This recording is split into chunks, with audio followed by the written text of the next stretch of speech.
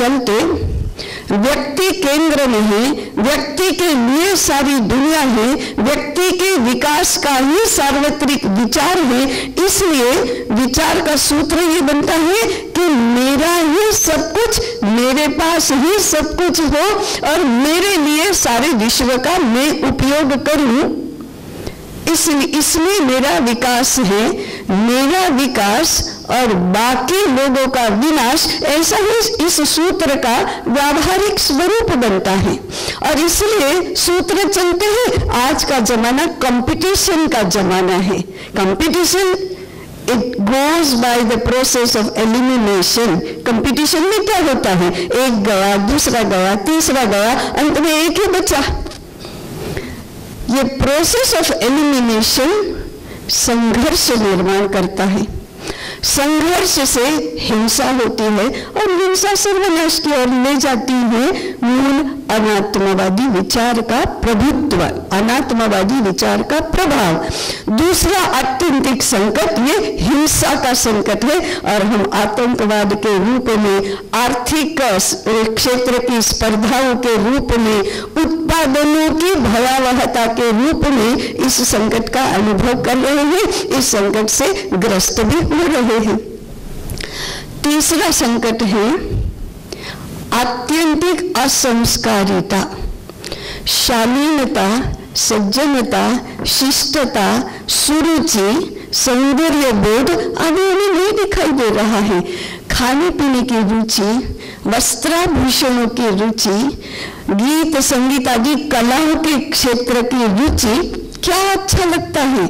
इतना हीन, इतना अश्लील, इतना अशिष्ट, ये अच्छे मनुष्यों के संस्कार, अच्छे मनुष्यों की रुचि नहीं है, अच्छे मनुष्यों का सौंदर्य बोध नहीं है। छोटी से छोटी बात से लेकर बड़ी से बड़ी बातें हमें भड़क और अत्यंत उन्मादक, अत्यंत उत्तेजक ऐसे ही दिखाई दे रही है। चाहे वो टीवी पर के प्रोग्राम हो, चाहे रास्ते में होने वाले नाच गान हो, चाहे वैभवी क्षेत्रों में होने वाले कला के प्रदर्शन हो, चाहे वस्त्राभूषण हो, चाहे खान पान हो, चाहे घर की साज सज्जा हो, सर्वत्र हमें उन्मादकता, अश्लीलता, असंस्कारिता, अशिष्टता ही दिखाई देती है, जिसको लज्जा, संकोच और मर्यादा कहते हैं। उसके पालन में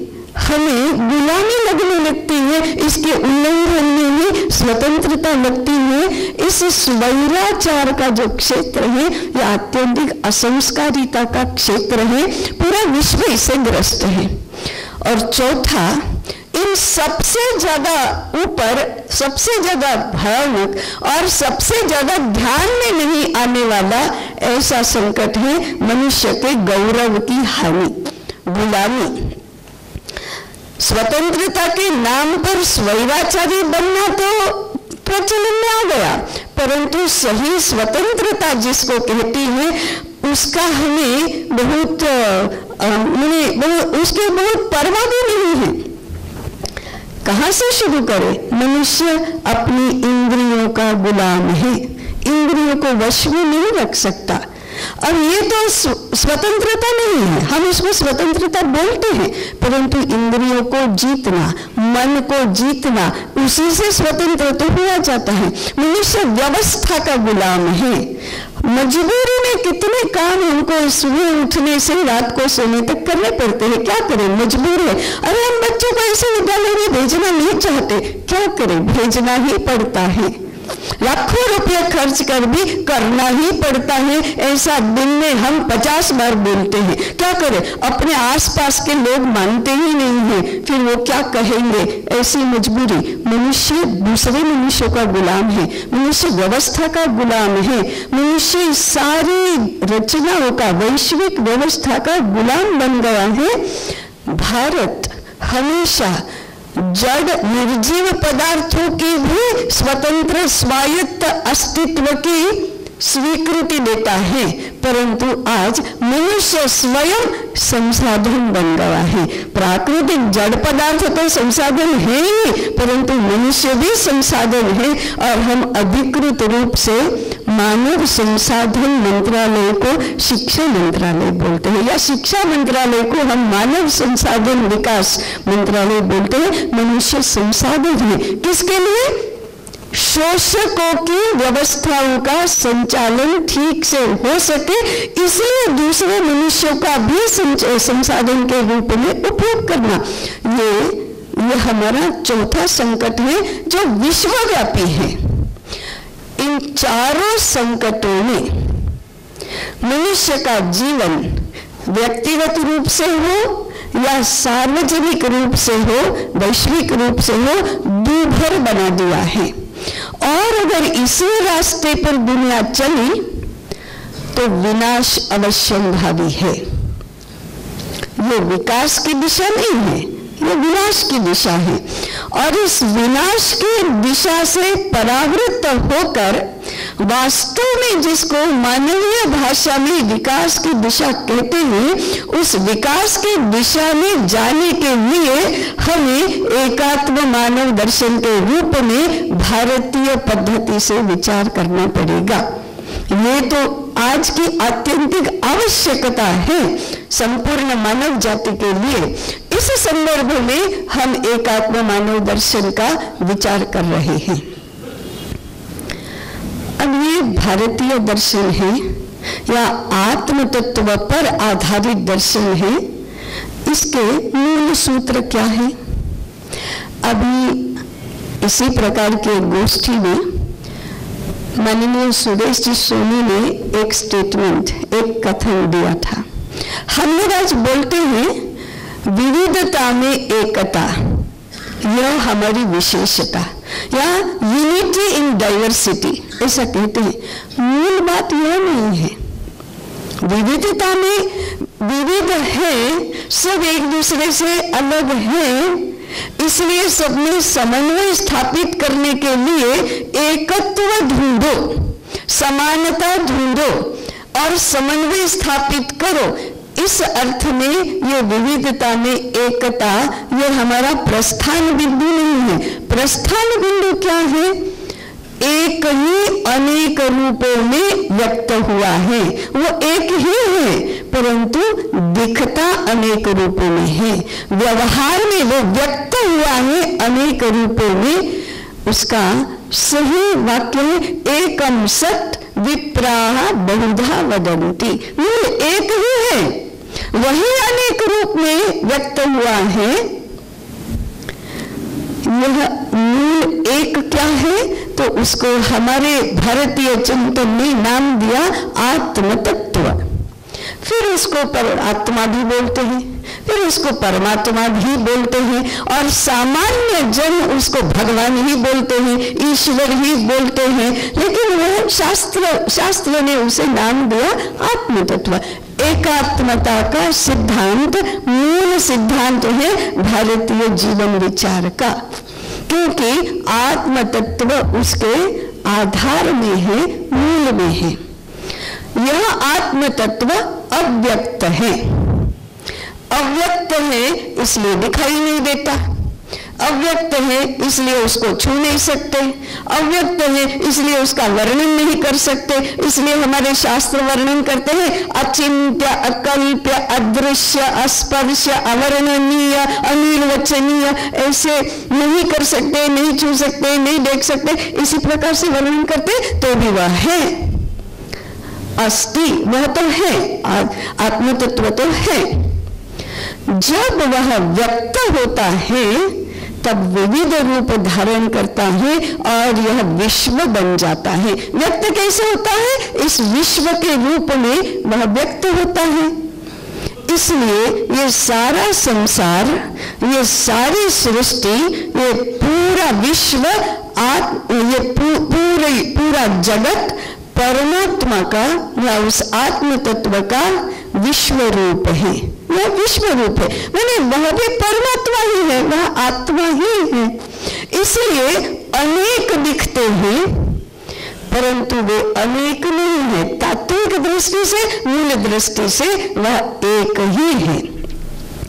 इसलिए इस सारे संसार में, इस सारे सृष्टि में जितने भी पदार्थ हैं, फिर वे पंचमहाभूत हो, वृक्ष वनस्पति हो, जीव जंतु पशु पक्षी प्राणी हो, विविध आकार और प्रकार के मनुष्य हो, ये सारे मूल में तो एक ही है। ये उसका पहला सैद्धांतिक तथ्य है कि हम एक हैं, हम सारे एक हैं। जड़ चेतन सभी में एक ही आत्म तत्व व्याप्त है। अब ये हमारे संतों ने, साधुओं ने नीचे तक ले जाने की ऐसी अद्भुत व्यवस्था की थी कि हमारा तथाकथित अनपढ़ व्यक्ति भी कहता है परमात्मा से भगवान तो बद्वेज छे, सजीव निर्जीव सभी में भगवान तो है। और हम मन के अंदर अंदर अंदर सातवें पाताल में भी क्या विचार कर रहे हैं वो देखता है, उसको मालूम है। हम और किसी को अगर बुद्धू बना सकेंगे, भगवान को नहीं बना सकते, क्योंकि वो तो देखता है, वो सर्वत्र है।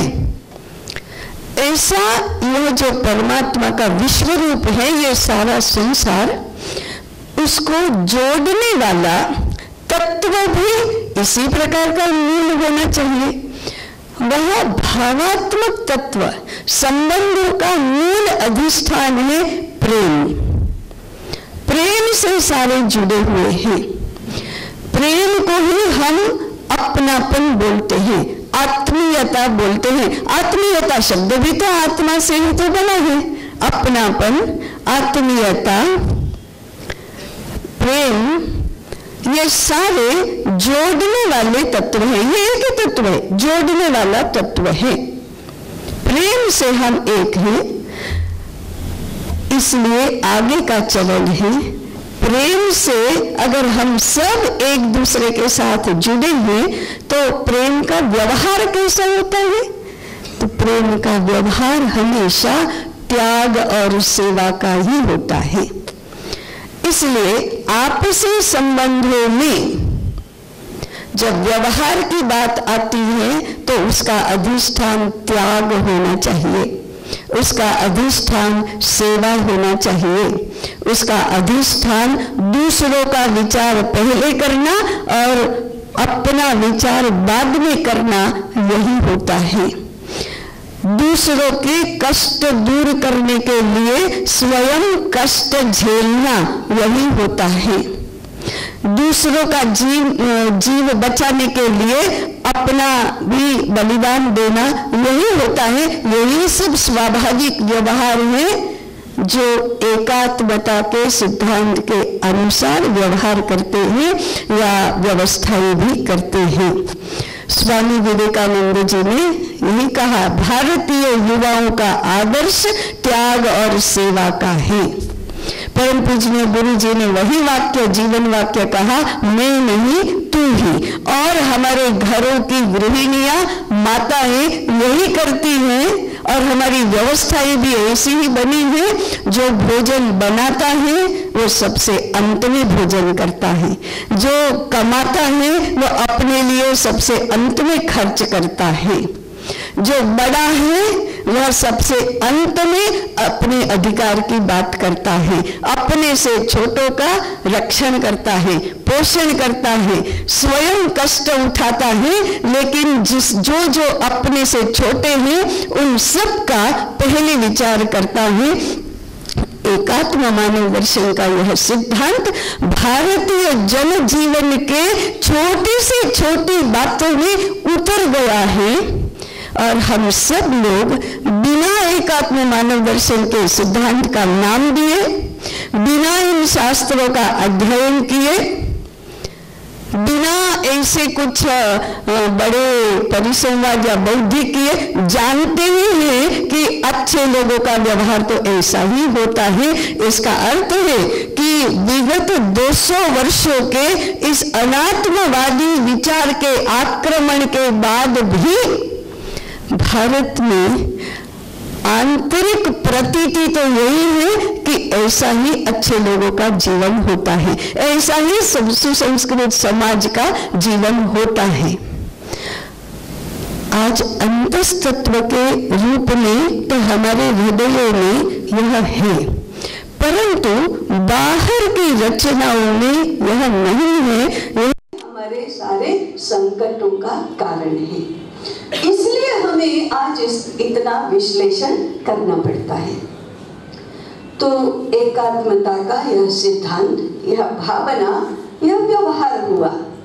इसी के आधार पर हमारी व्यवस्था एक ऐसी बनी थी, रचना एक ऐसी बनी थी। इसके कुछ छुटपुट उदाहरण हुए, परंतु इस विचार को आगे समझना है तो पंडित जी ने किस प्रकार से आगे आगे इसका विश्लेषण किया। तो सबसे पहला, मनुष्य क्या है, यहाँ से शुरू हुआ। अनात्मवादी विचार के चलते हम, मैं और मेरी इच्छाएं, इसको ही प्रमुख मानती हूँ। मेरे जीवन का उद्देश्य क्या है? जो जो मन में आता है उसको पूरा करना, उन इच्छाओं को पूरा करना, यही मेरा उद्देश्य है। इसी के लिए जो भी हो सकता है, जितना भी हो सकता है, पुरुषार्थ करना और अपनी इच्छाओं को बढ़ाते ही रहना, इसी को हम विकास कहते हैं। माने इच्छाएं बहुत ज्यादा होना, ये विकास का एक लक्षण। उन इच्छाओं को पूरा करने की क्षमता होना और इस क्षमताओं के कारण से संसाधन अधिक से अधिक एकत्रित करना, यही विकास है, यही होशियारी है, यही सफलता है, ऐसा हम मानते हैं। और इसके कारण से संकट आते हैं, समाज जीवन पर संकट आते हैं। तो सबसे पहला है, मनुष्य स्वयं क्या है, कौन है, इसका विचार करना। तो दीनदयाल जी कहते हैं, और दीनदयाल जी के पूर्ण भारतीय सारे दर्शन कहते हैं कि मनुष्य केवल देह नहीं है, मनुष्य केवल इच्छाएं नहीं है। मन की इच्छाओं को पूर्ण करने से जो सुख मिलता है, केवल उतना ही सुख नहीं है। ये बात सत्य है कि हर एक मनुष्य सुख चाहता है, सुखी बनने की उसकी इच्छा होती है, परंतु सुख का अत्यंत स्थूल रूप शारीरिक सुख है। आराम मिलना, कोई भी शारीरिक कष्ट नहीं होना, मेरी सेवा करने के लिए, मेरे सारे काम करने के लिए दूसरे साधन और मनुष्य होना शारीरिक सुख है, परंतु इतना पर्याप्त नहीं है। ये सुख का अत्यंत स्थूल स्वरूप है। फिर मेरी सारी इच्छाएं पूरी होना, मन में आया मुझे ये साड़ी तो चाहिए ही चाहिए, तो तुरंत मिल जाना किसी भी प्रकार से, मानसिक इच्छा की पूर्ति हुई। मुझे भले ही डायबिटीज हुआ हो, लेकिन ये खाना है तो खाना ही है, और मिल जाना और खा लेना। बाद में भले ही शरीर को कष्ट हो, मानसिक सुख है, परंतु इतना पर्याप्त नहीं है। अरे ये एकात्म मानव दर्शन ये क्या है? जरा देखे, सुने, पुस्तक पढ़ना, भाषण सुनना, जरा चर्चा विचारणा करना, जिज्ञासा होती है तो मनुष्य को जानने की इच्छा भी होती है। जिज्ञासा ये बुद्धि का सुख, ये बुद्धि का सुख है, परंतु यह पर्याप्त नहीं है। सुख की इच्छा जरूर है, परंतु सुख का समग्रता में विचार कैसे करना। मनुष्य अपने व्यक्तित्व का समग्रता में विचार कैसे करेगा, तब जाकर वो केवल अपना नहीं तो सबके सुख का कारण भी बनेगा, माध्यम भी बनेगा। यह पहला विचार है, ये पहला बिंदु है। तो मनुष्य क्या है? हमारे सारे शास्त्र, हमारे सारे दर्शन इसी प्रश्न से प्रारंभ होते हैं, और मनुष्य जिज्ञासावश या मन की अंतः प्रेरणा से पूछता है, मैं कौन हूं? और दूसरा प्रश्न पूछता है, मैं कहां से आया हूं? हाँ, धक्का-धक्की के जीवन में हम विस्मरण हो जाता है, पूछने का समय ही किसको है? अंदर प्रश्न तो है लेकिन समय ही नहीं है, इसलिए हम पूछते, जोर से नहीं पूछे। और किसको पूछे ये भी प्रश्न होता है, क्योंकि इसका उत्तर कौन देगा? पूछने वाले भी कहीं और व्यस्त है, उत्तर देने वाले भी और कहीं व्यस्त है, इसलिए प्रश्न प्रकट नहीं होते हैं, इन प्रश्नों पर चर्चा नहीं होती है। परंतु प्रश्न तो होता ही है, मैं कौन हूँ, मैं कहाँ से आया हूँ, आया तो हूँ लेकिन मैं जाऊंगा कहाँ, ये बड़ा अगम्य होता है। और मैं जाऊंगा कहाँ कहते ही मृत्यु का विचार आता है, इसलिए हम ये प्रश्न ही नहीं पूछते, इसको विस्मृति में डाल देते हैं, क्योंकि फिर मृत्यु का भय लगता है, अरे अब मर जाना है कभी, फिर बाद में कुछ होगा, कहाँ जाऊंगा वो तो बात नहीं होगा, मैं कहाँ जाऊंगा प्रश्न तो होता है। और सबसे बड़ा, मैं क्यों आया हूँ, यहाँ मेरा प्रयोजन क्या है, इन मूल प्रश्नों का विचार भारत के सभी शास्त्रों ने किया है। उसी प्रकार से हमारे सारे दर्शनों का और शास्त्रों का प्रतिनिधि रूप में जो एकात्म मानव दर्शन है उसमें भी हुआ है। इसलिए ये मनुष्य का व्यक्तित्व क्या है, इस प्रश्न के उत्तर में दीनदयाल जी कहते हैं, मनुष्य शरीर, मन, बुद्धि और आत्मा, इन 4 तत्वों का बना हुआ व्यक्तित्व धारण करता है।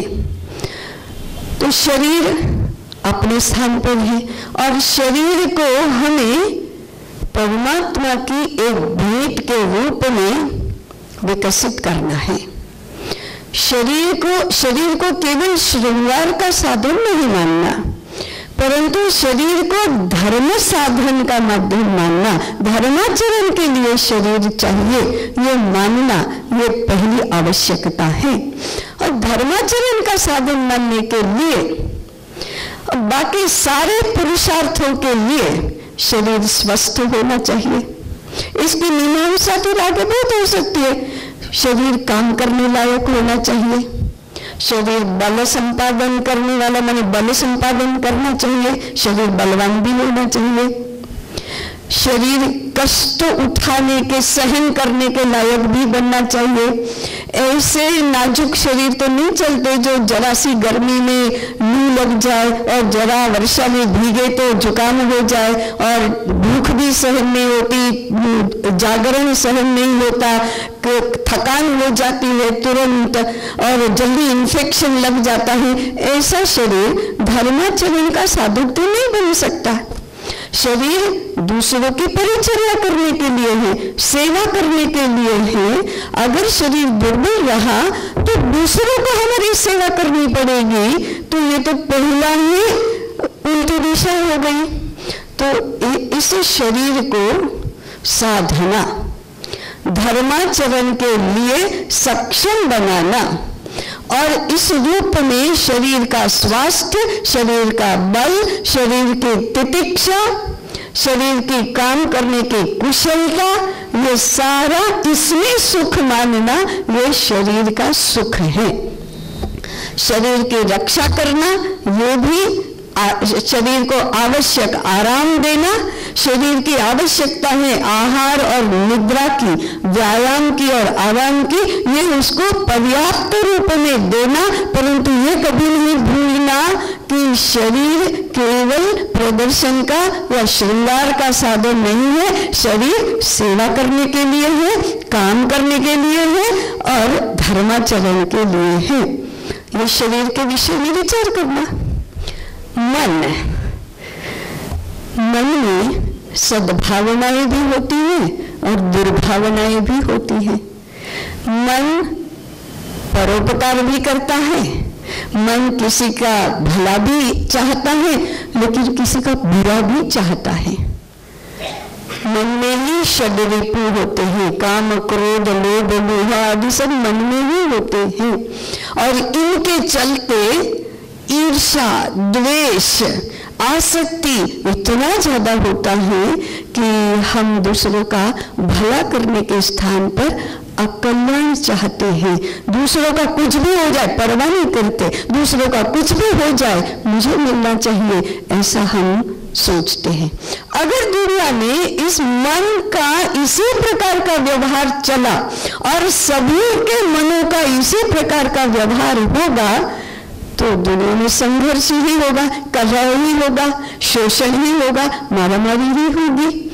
इसलिए मन का सुख भले ही लगता हो कि जो इच्छा हो वो सब पूरी करने का हमारी क्षमता बने या सारी इच्छाएं पूरी हो, तो भी मन को संयम में रखना, यही मन का विकास है। और अंततो गत्वा बुद्धि के अनुसरण में मन चले, यही मन की शिक्षा भी है।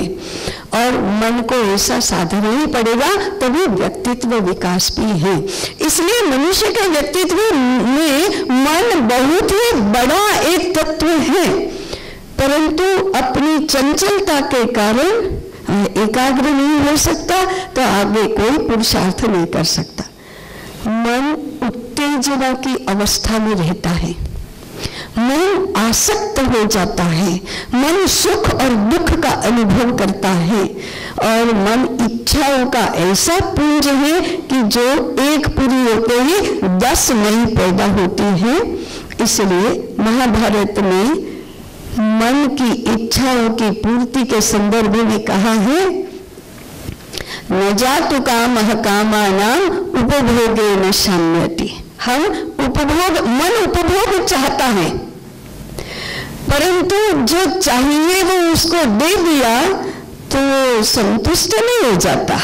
न जातु कामः कामानां उपभोगेन, उपभोग कर लिया, जो चाहिए वो मिल गया, इसलिए वो बस नहीं कहता है, बस हो गया अब नहीं चाहिए, ऐसा नहीं कहता। हाँ, रसगुल्ला मिला तो रसगुल्ला के लिए बस कह देगा। हमेशा कृष्ण वर्त में वह भूय एवाभिवर्तते, वो तो अग्नि को शांत करने के लिए, संतुष्ट करने के लिए उसमें अगर घी डाला तो अग्नि शांत नहीं होती और भड़क उठती है। ऐसे मन की इच्छा, एक इच्छा पूरी करो तो 10 बढ़ जाती है। इसलिए हमारे शास्त्रों ने कहा, मन के पीछे मत जाओ, मन को संयमित करो, मन को वश में रखो, मन को एकाग्र करो, मन को अनासक्त बनाओ, मन को शांत बनाओ। अब आज जो चल रहा है चारों ओर, वह मन की इच्छा पूरी करने में ही हमारा जीवन पूर्ण सफल है, ऐसा मानने लगे हैं। इसलिए चाहिए चाहिए चाहिए, ये तो कभी पूरा ही नहीं होता है।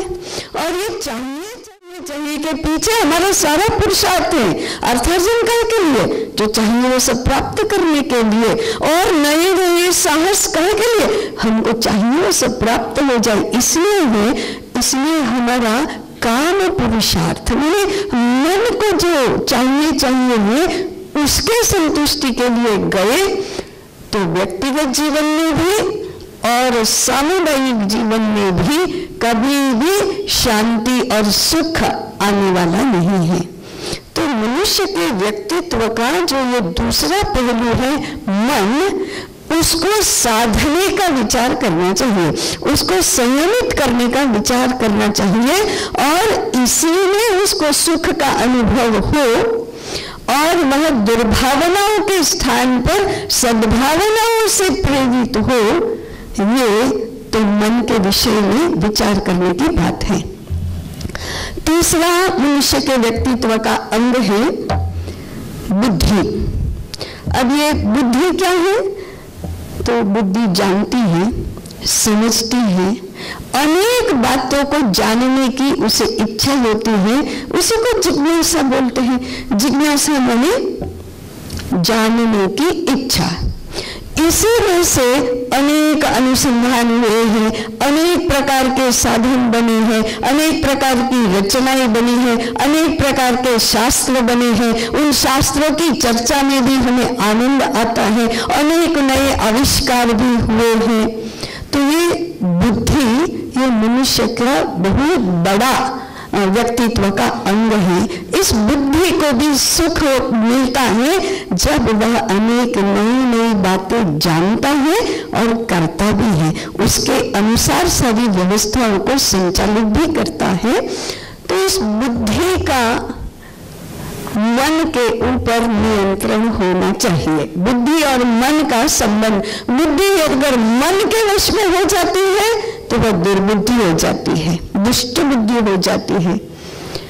बुद्धि यदि मन के ऊपर नियंत्रण कर लेती है तो फिर सही मार्ग पर चलती है, क्योंकि बुद्धि का गुण है विवेक करना।